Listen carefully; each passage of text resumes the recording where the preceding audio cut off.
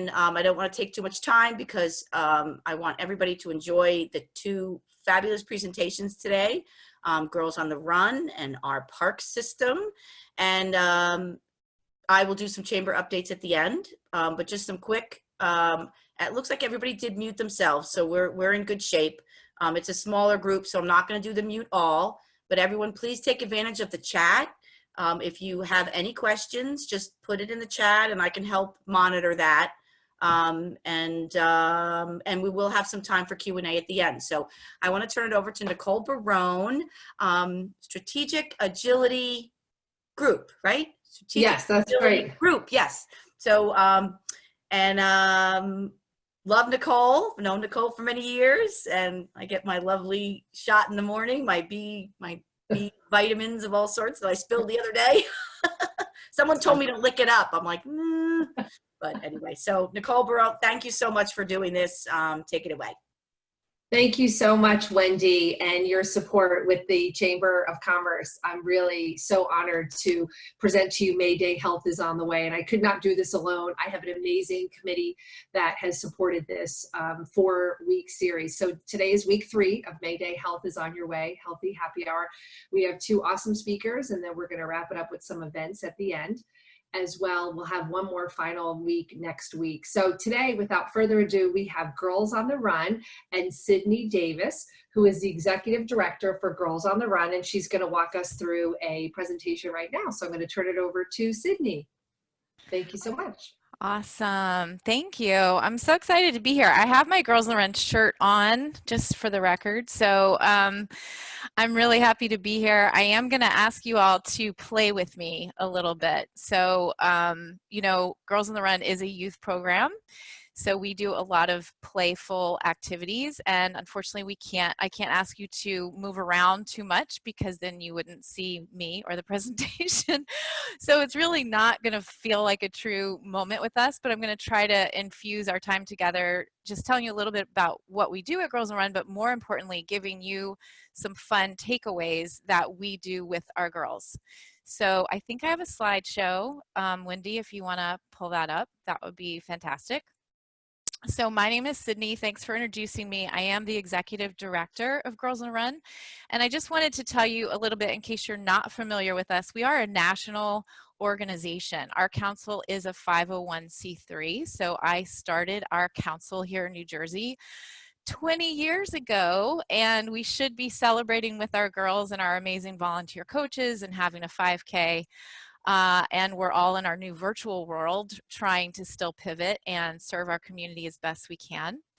But there's a picture of me finishing a 5K with one of our girls, and one of our girls running across the finish line. And if you move to the next slide, just a high-level overview of what we do. So slide 2, please.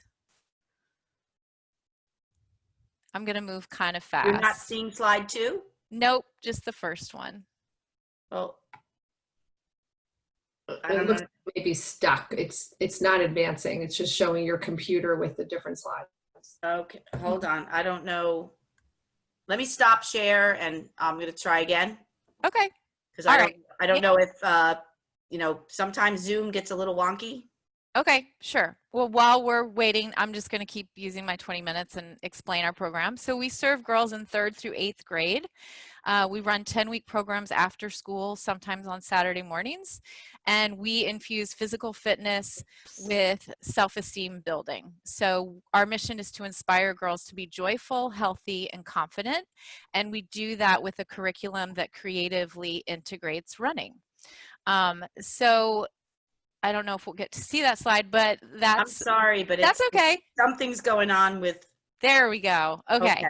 So we're physical activity based positive youth development program. Like I said, we've been serving girls in New Jersey for 20 years. We serve 5 counties now, which is very exciting. We believe what really makes us unique is that we serve girls who don't know if they even enjoy physical fitness, right? And we bring coaches together as mentors. All our coaches are volunteers, and we give them an experience during those 10 weeks, meeting twice a week. And we say to the girls, we equip you with like a big tool belt of how to navigate your life. So that tool belt includes skills for dealing with their feelings, dealing with their emotions, their family life, their school life. And we come together at the end of the 10 weeks. They actually do a training while they're taking in our program. They're increasing their physical stamina, and at the end we culminate with a 5K. There's been all kinds of great research to prove our impact, really giving girls more confidence, more self-esteem. So that's all very exciting. So what I want to do with you today, if we can go to the next slide, is give you a couple of takeaways. So the 3 takeaways I would like to share with you today are changing negative self-talk into positive self-talk. We're also going to be exploring a technique called stop, breathe, listen, and respond.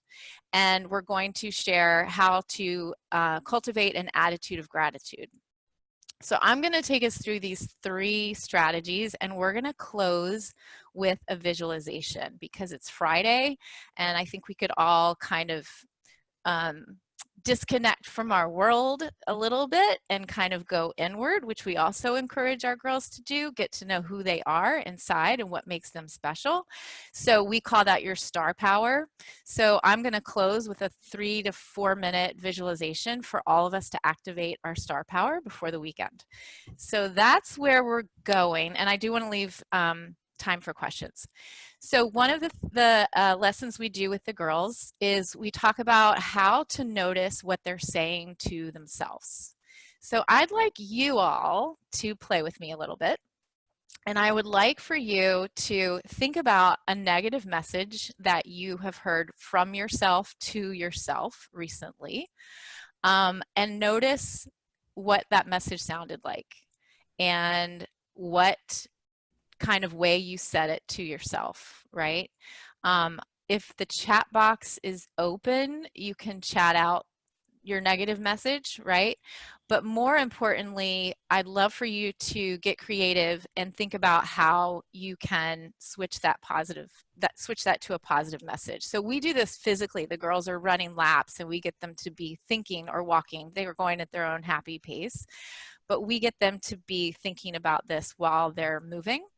I was going to ask you all to physically stand up and go, like, walk outside, breathe air, and then come back and do this, but we're time limited. So, but just think about what you say to yourself and just maybe close your eyes just for 30 seconds and think about a negative message you heard from yourself this week.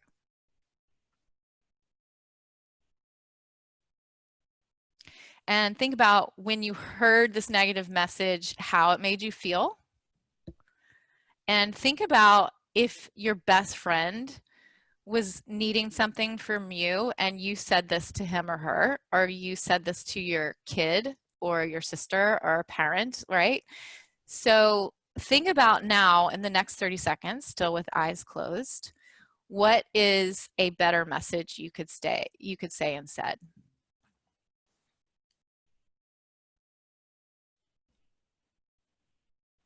And whenever you're ready and that feels good, you can chat out. I can't see the chat box, so let's see. I actually can't either. Okay, I can see it. Oh, Christy, thank you. If you had half a brain, you'd be dangerous. Okay. I'm failing at homeschooling. I would never, right? And you'd never say these things to anyone else. Like you'd never say you're failing or you only have half a brain.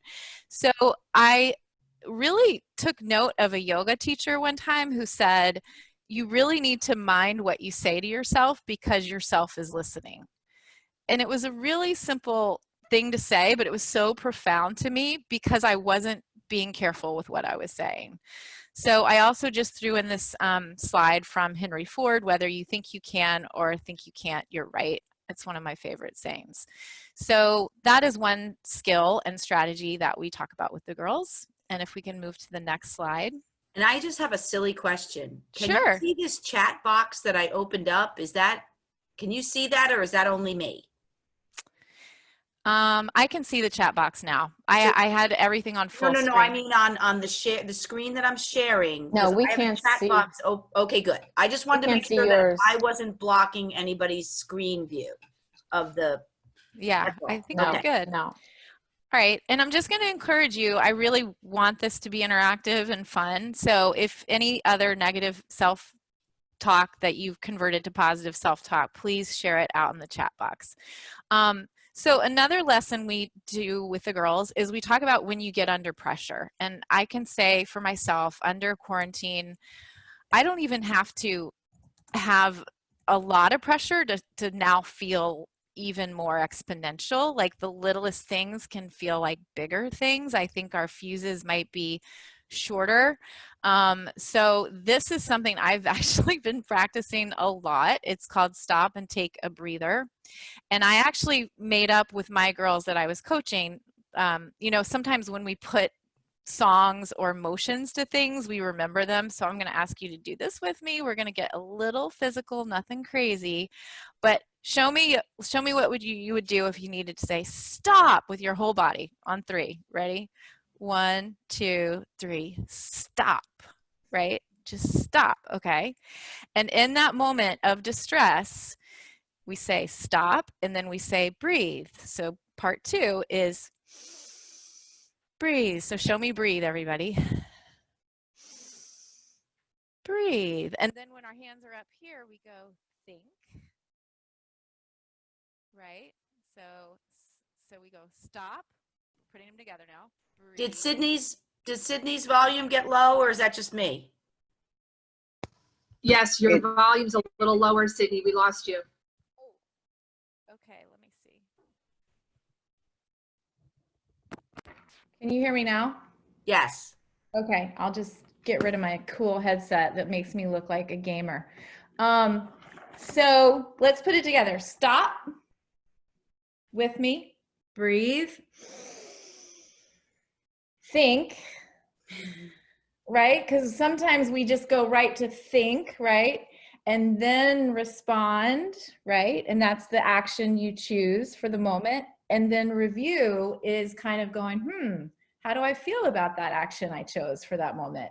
So it's a good little tool to think about. So we're going to put it all together, right? 1, 2, 3. Stop. Breathe. Think. Respond. Review. Right?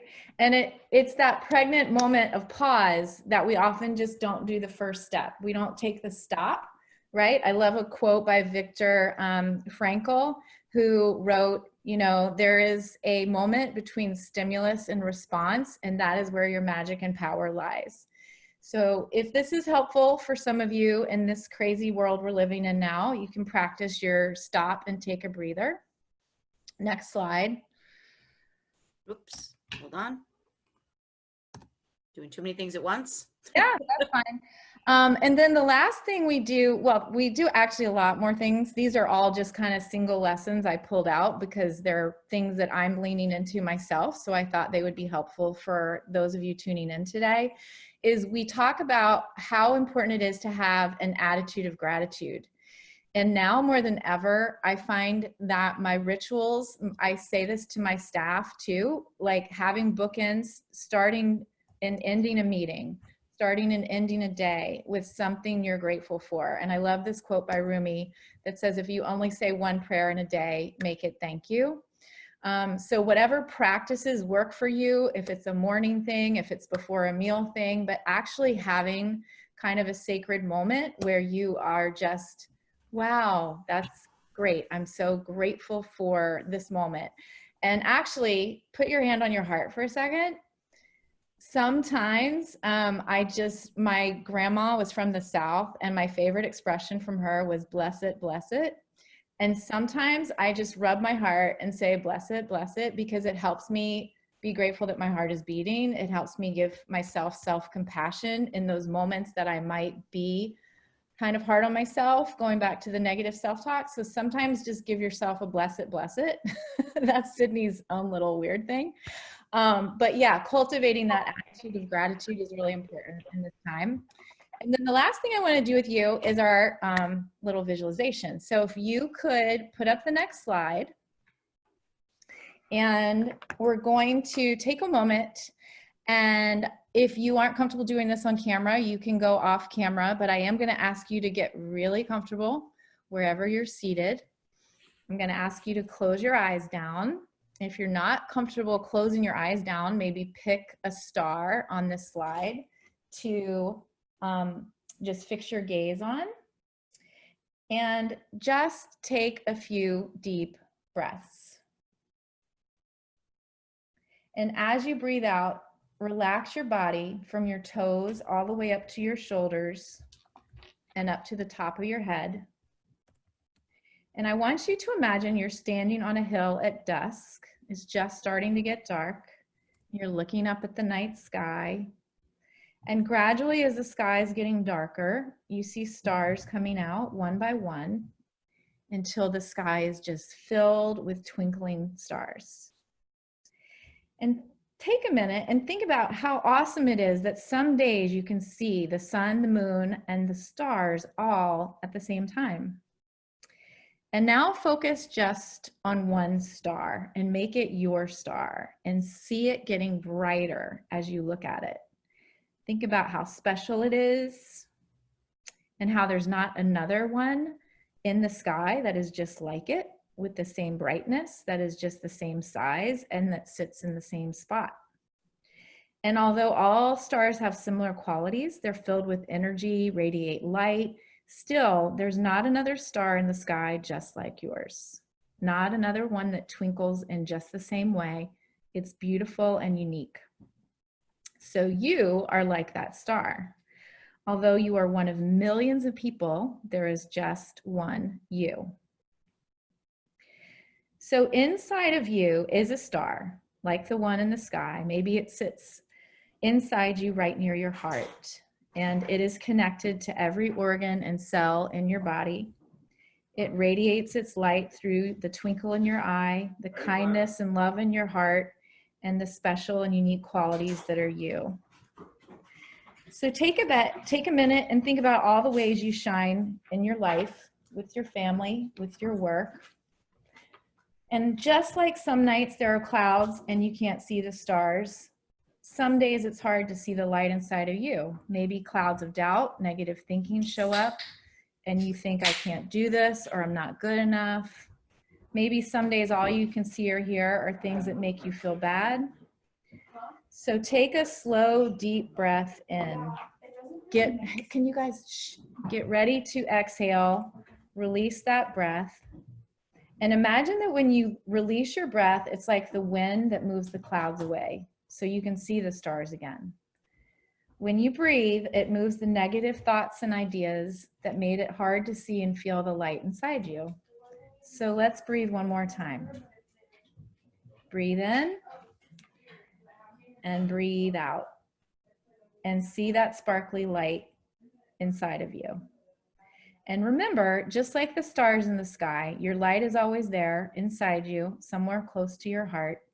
If you lose sight of it, you can always take a couple of these special breaths so you can see it again.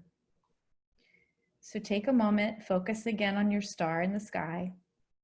Think about all the ways you are like a star. You are unique. You are beautiful. You are special. There's no one else like you in the whole world, and only you can shine your unique light in the world. What an important thing to remember. So when you're ready, open your eyes slowly, and you can look at all the other lights in our Zoom room that are shining with you.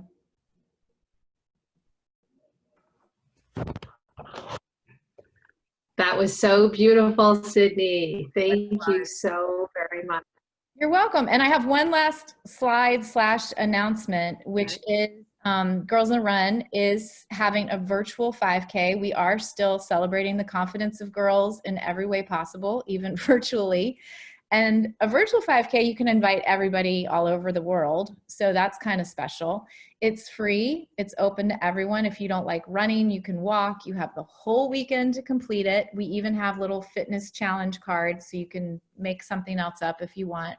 But if you would like to celebrate with us, go to girlsontherun.nj.org to sign up. And we'd love to hear how it goes if you do register. Thank you. And thank you for allowing me to share today. It was really awesome to be with you all. And if there's questions at the end, I'm here. Thank you so much. I definitely want to get that link out to everyone in the chamber. I think it's so awesome. Thank you for sharing with us more about Girls on the Run. It's truly amazing. And anytime that we have a chance to close our eyes and breathe, it's such a refreshing thing in the day. And I know many people will get so much great benefits out of it. So we want to share this amazing 5K with everyone as well within the chamber. So thank you so much. And please stay on for questions. We're going to get to that. But before we do, I wanted to turn it over to Denise Lanza, who is our Assistant Deputy Director for the Morris County Park Commission. And we're very excited because finally the parks are open. So delighted to have Denise here, who's going to share with us what's going on. So without further ado, take it away, Denise. Thank you. I think you have to unmute yourself.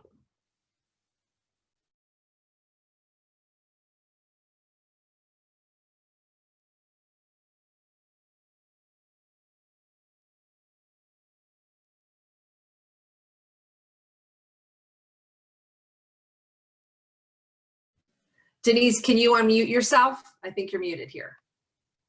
Or Wendy, is she, are you, can I do it? Let me see.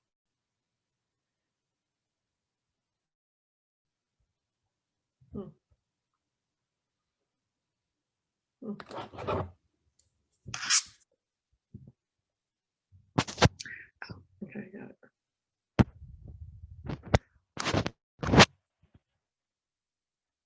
There we go. You should be able to speak, Denise.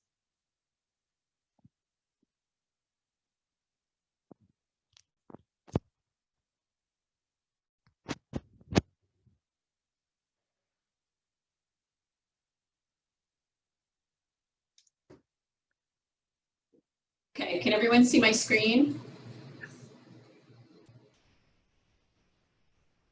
Can you hear me? Yes, I can hear you. Okay, thank you. Okay, so here we are. We're going to talk a little bit about the health benefits of green space, and then I'm going to give you some information on the Park Commission. So we'll start right off here. One of the things I thought of, if you're as old as me, you might remember that Kermit used to sing a song, green is the color of spring, green is the color of trees. So today, green is the color of health. We're going to talk a little bit about reacting to the COVID-19 virus, but also just recreating and recreating in general. And then, as I said, we'll talk a little bit about the county parks.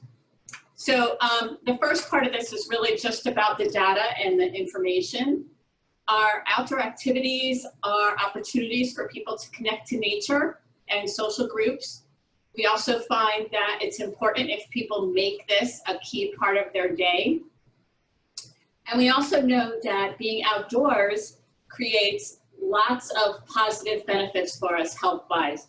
It reduces ADD symptoms, it lowers blood pressure, it alleviates stress and anxiety, which of course, as we all know right now, we need to do.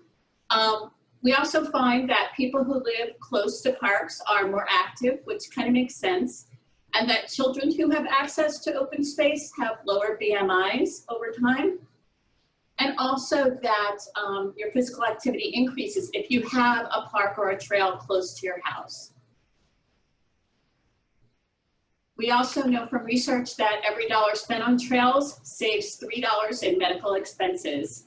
And if you've ever heard of Silent Spring by Rachel Carson, she was kind of the one who started the whole environmental impact activities. She had a friend who found that birds were dying, and she realized that DDT and other pesticides were actually killing animals and insects, not just the weeds that they were there to kill.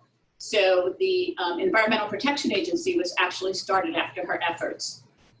We also have author called Richard Love, and he did The Last Child in the Woods, which kind of coined the phrase nature deficit disorder. It just means that kids aren't getting out in nature and they're not benefiting from all the things that happen when they play outdoors. Again, as I said in the earlier slide, we know that physical inactivity affects our chronic disease symptoms. And what we found lately is that some healthcare providers, maybe not just a doctor, but other kinds of even social workers and nutritionists, are prescribing parks and physical activity to their clients. Here at the Park Commission, I'm actually working on that with the Atlantic Health System and with St. Clair's up to a point, right, Wendy? So we're really hoping to get more people to prescribe activity in the parks. I'll get that going again. Yay. And we also want to look at open space in terms of environmental impacts, that trees and shade reduce ozone production, and the generation of CO2, carbon dioxide, and it increases atmospheric cooling. We know that if we leave a city with a lot of blacktop and a lot of cement and we go into a more suburban area with trees, we know that it's cooler. So parks have an impact. The World Health Organization says that physical inactivity is a major health risk. That's going to be a common theme throughout this presentation. People near open space are 3 times more active than those who don't have open space. And improving our access and creating networks, sorry for the typo there, networks of open space, typos. We have increased physical activity. It improves our mental health. We have better overall health. It reduces our stress, which then reduces our healthcare costs. We also provide that healthy habitat, not just for humans, but for wildlife and for plants, and especially in densely populated areas. And that preservation of our ecosystem is amid the growth in development. So I'm not going to talk about it today, but besides personal health and community health, we know that parks are good for social health and economic health. Social health, they provide connections between and amongst people, and economic health, being near a park increases the value of your home. So what we're really talking about here is that parks are peaceful, enjoyable, they're good for exercise, they get us in contact with nature. There's a lot of different positive benefits from them. And we've talked to some folks through surveys to find out specifically the things that they get from parks. The Institute at the Golden Gate says that there is enthusiasm to link nature and the outdoors to health. That's becoming very, very popular even before the COVID-19 virus. Park and rec programs can convert to health programs. I wouldn't necessarily tell you this, but if you're going on a tour of one of our parks, for example, at Foster Fields or the Frayling-Heisen Arboretum, you're adding to your 10,000 steps a day. But you're not really thinking about it because you're enjoying the tour that you're on. It also has to be an individual willingness to make that connection of physical activity and health, and also work with your healthcare professional on that. The Land Trust has done a survey with folks, and they found that 1/3 of the people are in open space to observe nature and be engaged with wildlife. 75% of the people think green spaces bring a community together, which is what I talked about in terms of social positivity. 90% think green space plays a positive role in happiness, and 90% felt that parks made the area more desirable. One of the phrases that they used, which I thought was really cool that I'd never heard before, was natural capital. You know, we use human capital terms a lot in human resource management, obviously financial capital, but natural capital, which I thought was just a really cool phrase to use, and I'm going to keep that one.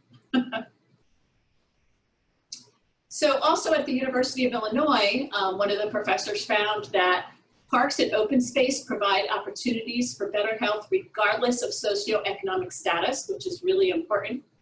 That users of parks and open space were less violent and less aggressive. They had better concentration, and they were able to manage problems more effectively. Now, granted, she did do this study in a more urbanized area with multifamily housing, but I think that the impacts really cross many, many different neighborhoods and areas. I think we can all kind of feel similar benefits. So I talked about reacting to the coronavirus, recovering from the stress that we're under, and recreating ourselves. The new economics organization said that there are 5 ways to get to well-being: connect, active, take notice, keep learning, and give. And what I realized was parks do all of these things. In connecting, we're connecting with nature, we're connecting with other people around us. Be active, okay, that's physical activity. Take notice of the wildlife, take notice of the flowers that are blooming, take notice of the birds. You know, walk around through the parks by a stream and see if you can find the frogs. Keep learning. The Park Commission does those kinds of things with programs and just learning about your environment. And then give. What the new economics organization talks about here is giving back to your community. So many of us on the call volunteer for other groups. We make donations to our charities. So all of these 5 things lead to a sense of well-being that the new economics organization has determined. Again, just a real quick graph here that people are motivated to go out to parks and green space primarily for that physical activity. 52% of the people in this survey said that they go out for physical activity. And then they felt that the positive effect was also in their physical well-being. 42% of them felt that. But you can see all of the different motivators and all of the different effects that people felt by being out in open space and green space. In Psychology Today, I just picked this up because I felt that it was important in terms of COVID-19 right now, that in reaction to stress, we need to determine what our productive and our unproductive actions are, and really think about those and even write them down, that here are the good ways and here are the kind of negative ways that I react to stress. And then determine what your coping skills are. Are your coping skills to go out into nature? Are your coping skills to pick up the phone and talk to a friend? Do crossword puzzles, knit, what are your coping skills? Have them visually in front of you. And then you're able to challenge those negative thoughts. And just like Sydney said, those negative thoughts come up and they can really create physical responses in our body. And we need to really think about how to react to those. So our challenge is right now is that we have little external control about what's happening. The virus is out there. We have never addressed anything like this before. And all of the folks in the medical community are doing the best that they can. The elected officials are doing the best they can in most cases. So we have our response in terms of we have an inability to plan.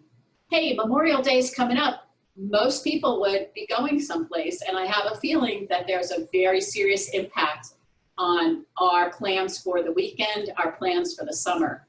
So what we need to do is we need to get outdoors. We need to soak in that sunshine and increase the positivity and the energy that comes from being outdoors. I'm not a yoga professional. There are probably some on the call here, but in yoga, you practice sun salutations. So, that's another aspect of our way to kind of reduce that stress that we have. So we're going to talk a little bit about being stuck at home. If you're stuck at home and you can't really get out to the parks, or you just don't feel that you're comfortable enough to get out there, here are some things that you can do. You can create a backyard obstacle course. Go on a nature hunt, go on a bug hunt. All of these things you can find Googling online if you're not familiar with how to set it up. There's a whole lot of things out there right now. I personally probably would not go on a bug hunt, but I might go on a nature hunt. And then let's go old school here. Hula hooping, jump roping, hopscotch, or anything with chalk. I've seen a lot of things online where the kids are going into their driveways and into their roadways and using chalk and really getting involved. Simon says, red light, green light. I saw that one. I hadn't heard about that in a long time. Melting crayons. How cool is that? Bring those crayons out and put them outside and talk about the sun and the melting of the crayons. Use water balloons. Once this temperature gets up, that's going to be a really fun thing to do. You could build a birdhouse with popsicle sticks. Have relay races. With the children, create fairy houses or superhero houses in the backyard with all natural ingredients, or make nature sculptures. So these are things that you can do at home. There are things that you can do in the backyard. If you have kids around, especially, they're a lot of fun. But you know what? If there's 2 or 3 adults in the house, do this anyway. What the heck, give it a shot. Now, if you're going out to the parks, oh my goodness, what to do. Well, here are some things that you can do even with the social distancing. You can play Frisbee or wiffle ball. You can play horseshoes. You can have volleyball or badminton. You can social distance with those things on your own, swimming, running, walking. Our golf courses are open, and we just found out we can have foursomes, so you can get out to the golf courses. Zumba, yoga, all of these things can be done with social distancing. Forest bathing, if you haven't heard about that before, it comes from Asia, and you basically go out and you meditate. In some cases, it's with very little clothing on. I don't recommend that, but just go out and be by yourself and listen and feel the forest and the environment around you. There eventually will be outdoor tours, workshops, and classes to participate in. You can go boating, you can walk your dog, you can fly a kite. And in the age of social distancing, you can still bring a family member or a friend. And you'll see these signs in our parks once you get out in that area. So one of the things I really like that Rachel Carson had put together, if a child is to keep alive his inborn sense of wonder, he needs companionship of at least one adult who can share it, rediscovering with him the joy, excitement, and mystery of the world we live in. I think this is really kind of hitting the mark right now. I don't think you have to be a child to get out there and rediscover what's out in our world. We've seen everything through our windows lately. It's been 2 months. We've been stuck inside, or we go to the grocery store. Some of us do go to work, but I really think it's important for us to rediscover that wonder and that joy of being outdoors. Okay, so now that I dumped all of this information into your head, I found some fun facts that I thought we would go through just for the heck of it. I love otters. So did you know that otters hang on to each other when they're floating, because if they fall asleep, they don't want to float away from the group? I just thought that was so cute. I love otters. Did you know that goats have regional accents? So I don't know, we have goats at Foster Fields. I'm a little worried. I'm hoping that they don't have accents of the Jersey Shore crew. I'll have to listen next time I'm over there. And then lastly, not nature, but physical activity. There's a basketball court on the roof of the Supreme Court building in Washington. It's called the highest court in the land. Aha. So these are not mine. Yes, they're a little corny, but if you want to look for more. Is that really true? Yes, yes. Seriously, a basketball court? There's seriously a basketball court on the roof of the Supreme Court How have building. we never heard that? I never. Well, go to Women's Day magazine online, 101 fun facts. Okay. It's really cute. 101 fun facts, so cute. Okay, so now that we're on a more positive note, we'll get into just a couple of Park Commission slides, because that's who pays me and that's the office I'm in. So we have educational opportunities, and I have to say there's a caveat here. Obviously, our programs are going to be affected by all the changes that the COVID virus is going to make. Right now, none of our programs are open, but as our staff starts to come back, we are coming back the week of June 8th, slowly but surely. And I'm sure they will be creating virtual programs and programs within the guidelines of the CDC. But our education staff are located at 5 different areas, or perform programs in 5 different areas. The Great Swamp Education Center is in Chatham, Pyramid Mountain is in Montville, Frelinghuysen and Arboretum's in Morristown, and Willowwood and Bamboo Brook are in Chester. I'm going to give you our email address or our website address at the end, so you don't have to worry about all of these things. Our recreational programs, some of these are actually open. Men's sports arena, unfortunately not right now. That obviously is going to be a challenge for public skating and social distancing. We're going to have to see what the recommendations are. But Central Park of Morris County is open. Sunrise Lake Beach Club will not, unfortunately, be open this summer. But our 4 golf course locations, 5 courses are all open. Pinchbrook, Flanders Valley, Berkshire Valley, and Sunset Valley. Leas County Park Marina is open for boat launching if you have your boat in storage up there. Patriots Path, a great trail that crosses the whole county. Our softball fields, again, with social distancing, recreational activities are available. We have conservation as part of our mission as well. James Andrews Memorial Park, Mount Paul, and Minisink are all land banks that are undeveloped. However, Mount Paul County Park, there are some trails that you can take advantage of. Our historic sites, not open at the moment. Again, waiting to get some information from the CDC as to how we can continue our programs at Foster Fields, Historic Speedwell, and Cooper Grist Mill. Historic Speedwell actually has a National Historic Landmark building. Foster Fields is so much fun. Yeah, I was going to mention Wendy. Wendy is one of our big fans. She takes her grands out to the parks all the time. Thank you, Wendy.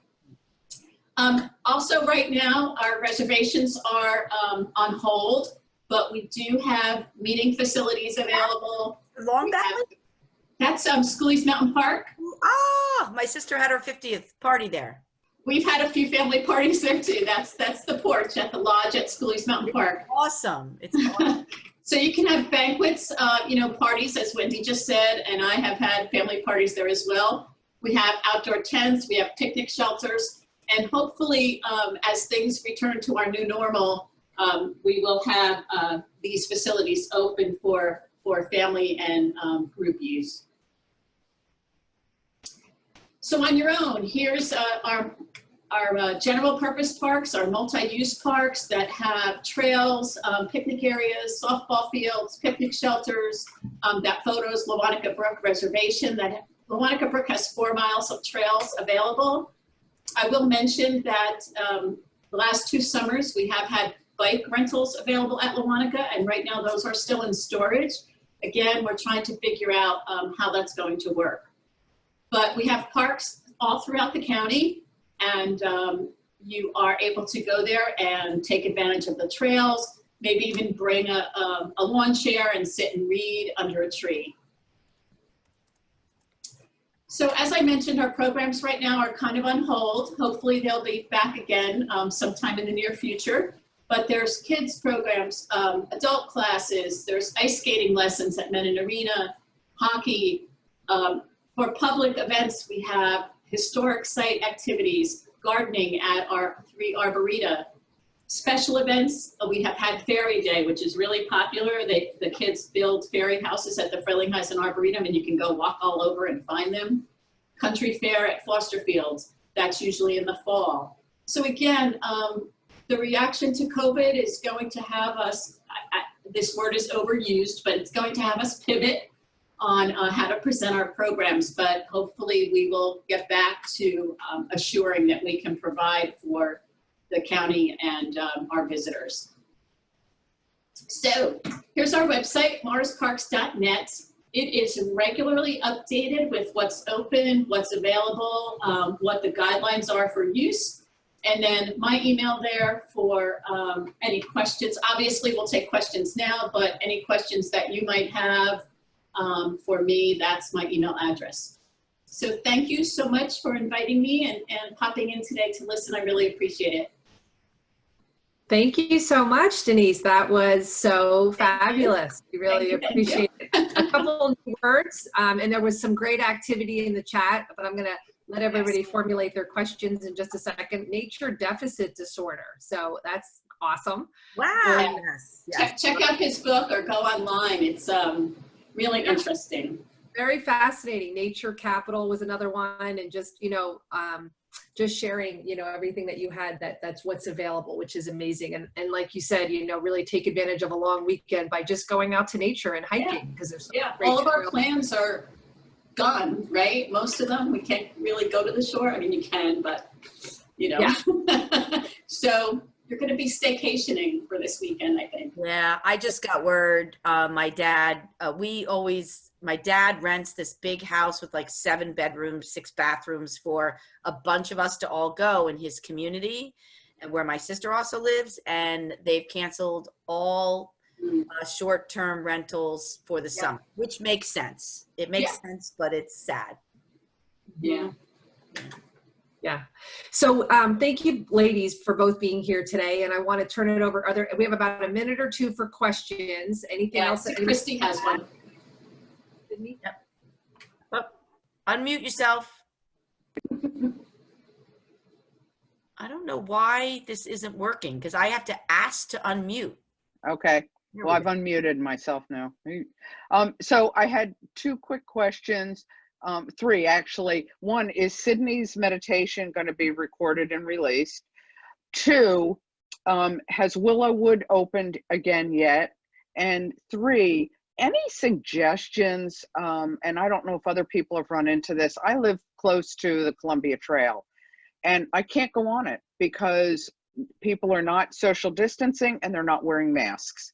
And even now, 2 or 3 weeks after it's opened, it's not a safe place to be.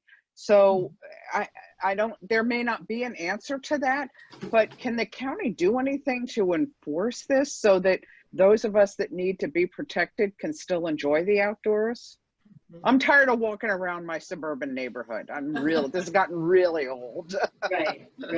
Yeah, actually, I was on a call the other day and someone commented that they had gone last Sunday to Wawanaka Brook. And she said, oh my gosh, Denise, there were groups of more than 10 people there and I really was put off a little bit. I reached out to our chief of park police and our director, and the chief said if people see that, they need to call the park police. So I think if people are not wearing masks or they're not social distancing wherever you go in the park system, contact our park police. The emergency number is 326-7654. That's 973-326-7654. Okay. Because I agree. I hate to see it, I use Governor Murphy's thing. There are knuckleheads who are going to make it worse for everyone else. If things start to shoot back up, I think our director will pull back. When we closed the dog park, that was a county level decision to close the dog parks. Yeah. So it's not just happening at the state level, it's happening more locally. So if people really aren't, I call it respectful. That's exactly, I was going to say that. Yeah, it's being respectful. Just being respectful to the Absolutely people around you. And I've said it. Nothing to do with your civil rights or my constitutional rights or any of that. No, be respectful. Like I live. You don't know what that person's situation is. They might have someone who is at higher risk in their house. I do. There you go. I do too, actually. They may themselves be just recovering from cancer or something like that. I said it to someone in the grocery store the other day. These 2 young girls kept walking in the wrong way on the aisles. And finally, the 3rd time I saw them, I said, you guys are walking the wrong way. And the girl just went like that. And I turned around and I said, it's just being respectful. Yeah. So I suggest, yes, calling up if people are gathering where they're not supposed to be gathering. Okay. And I think, Christy, even if you got in touch with them and said, hey, the Columbia Trail in this particular area being highly used, et cetera, maybe they'll send an officer there as part of his rounds just to kind of sit there and make sure people are using it appropriately. Okay, thank you. And what about Willowwood? Has that reopened Willowwood, I'm not sure. I know that Frelinghuysen was closed a little bit longer than the park. So it may be that Willowwood is in with the Arboretum. And I would say always. It was closed. It was closed. On time. Yep. Oh. Yeah. It was closed even after. The Frelinghuysen Arboretum was closed for a longer time than the parks as well. So, but as I said, hi guys. Sorry, I have to jump in. I'm so sorry because I have to get 2 very important speakers on. I'm sorry. So Denise, okay, Christy, email me. Don't be sorry. May I speak, please? Denise and Sydney, you are going to receive the email list of everyone that's attending today. And I would love for you to please email out the group so that we can take it offline, and great questions. And I want to be respectful for everyone's time. And, really what this is all about is healthy happy hour. Mayday Health is on the way, is to respect also the need for mental health. So, Girls on the Run is doing it. The Morris Parks Commission is doing it. And it's amazing. Mental health is everything. And I'm going to bring on Bill Olderman to share a little bit about the Mental Health Association and donations that can be made if people choose to. So I know, Wendy, you had a slide you wanted to share, and I wanted to turn it over to Bill for a minute, who is actually a board member and just doing some amazing things to make awareness for the Mental Health Association of Essex Morris. Thanks, Nicole. Thanks. Grateful to be on the presentation. They were both terrific. I'm a big user of the parks. I'm in Montville, so the Torn and Pyramid Mountain, Tripod Rock are regular places I go to. And I love the talk on Sydney's part about the negative self-talk. I put on the chat in therapy years ago. I was taught that, for me, beliefs and words I chose, even if they were in my head, definitely impacted the way I think and thus the way I feel. And the one that always stands out, and I used to think it was a good thing, which was I always used to tell myself, well, I'm hardwired this way. I'm hardwired this way. And in therapy, she said, well, if you keep saying it, keep being your truth. And so I had to kind of undo that, and took a lot of time, but it definitely changed. So I'm grateful for both presenters. So the Mental Health Association of Essex, I'm not a clinician or a social worker. I'm on their board. Grateful to have the opportunity. We help Morris and Essex residents with severe and persistent mental illness. We also cover the spectrum of substance and alcohol abuse for anyone who needs. Obviously, in this day and age, particularly in COVID, anxiety and depression and things like that are also areas where we have services that we help people with. So, serving our consumers has been a challenge. It's for a lot of nonprofits. It's an in-person type of thing. So, moving to telemedicine and things has been a challenge, but we're doing a lot of great work. Appreciate Nicole, and her team choosing the MHA as kind of being a spotlight. If you have any interest in either, time, talent, treasury, and want to get involved in that space, there's the website. Feel free to give me a call. I'll put my email and number in the chat. Happy to answer any questions. If you want to make a donation, certainly go to the website and do so. But they're a terrific organization. I know a few people that are involved, and any help that people have. And if anyone, again, needs a resource, whether for yourself, someone you love, and your family, friends, please, I tell people they can give me a call. I cannot help them, but I know exactly the people who can. So thanks for a couple seconds. I will vouch for that, because Bill just helped me with a dear, longtime friend. So, that reached out to me. I was blessed that he reached out to me, and he wants to get sober, and I'm just thrilled. And Bill was able to connect. Thanks. Yeah, Thanks, I can't thank you enough, Bill. And Wendy, your story is like so many others out there. And we know a lot of people are struggling. And it was really imperative from the subcommittee that we choose an organization that more people should know about. Everyone's handling this very differently. We're still in it. And there are so many resources, and they even created a Stop Teen Suicide website just for that, with questions and answers and things and signs to look for. So there's just so many great resources. And Bill, you're just so awesome in helping everyone make that connection. So thank you for that. Thanks. I wanted to share with you for next week. We're really excited.